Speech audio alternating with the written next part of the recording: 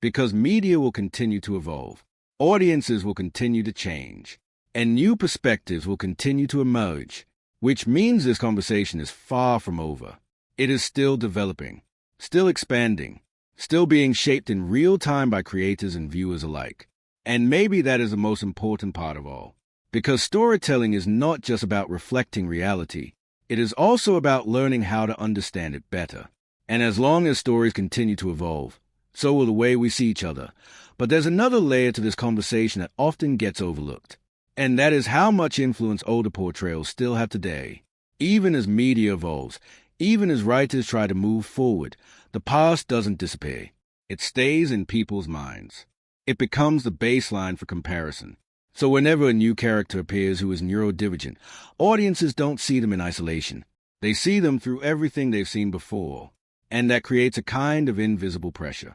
Because every new portrayal is being measured against older ones, whether that's fair or not. And that's one of the biggest challenges in modern storytelling. You are not just creating a character. You are also competing with decades of previous representation. And those earlier portrayals, even if outdated or incomplete, still shape expectations. That's why some modern characters feel controversial. Not necessarily because they are inaccurate, but because they don't match what people were conditioned to expect. And when expectation and reality don't align, debate begins. Online discussions start forming almost immediately. Clips are shared, opinions spread, and within hours, a character becomes more than just a character. They become a topic, a symbol, a reference point for larger conversations about representation. And that is where things get complicated. Because now, the character is no longer judged only on storytelling. They are judged on what they represent. And that shifts the entire conversation away from narrative and into interpretation. Some viewers begin focusing on technical accuracy. Others focus on emotional authenticity. And others focus on personal experience, comparing what they see on screen to people they know in real life. All of these perspectives are valid, but they don't always agree. And that disagreement is what keeps these discussions alive for so long. Because the more perspectives exist, the harder it becomes to reach a single conclusion. But maybe that was never the point. Maybe representation was never supposed to be perfect agreement. Maybe it was supposed to be reflection.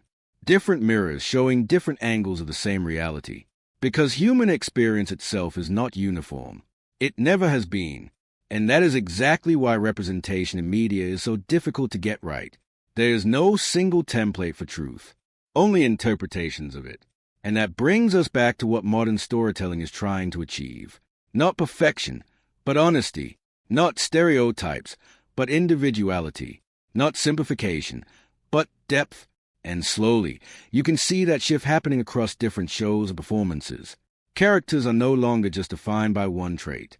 They are built with contradictions. They are allowed to be uncertain.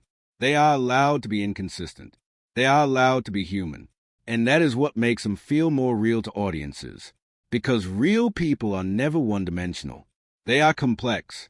Sometimes predictable. Sometimes surprising. Sometimes strong. Sometimes vulnerable. And modern storytelling is finally starting to reflect that complexity more often.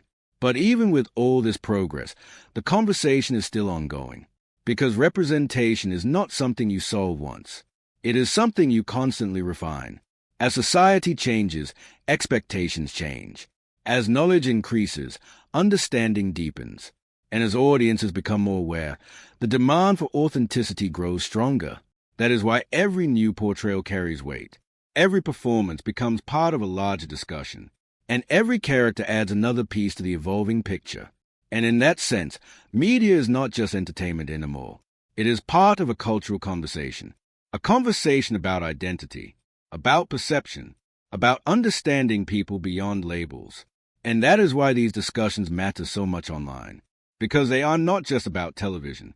They are about how we see each other in real life, and how we interpret differences, and whether we move toward empathy or assumption. So when people debate these portrayals, what they are really debating is something much bigger. Not just a character, but the idea of representation itself, and where it should go next. And that is still undecided, still evolving, still being written, not by one creator, but by thousands of voices reacting, responding, and reshaping the conversation every day. Which means this is not the end of the discussion. It is just another chapter. And the next chapter will likely look different again, because storytelling never stands still. And neither does the audience. Something in Hollywood has been changing quietly over the years, but if you really pay attention, you'll notice it was never sudden.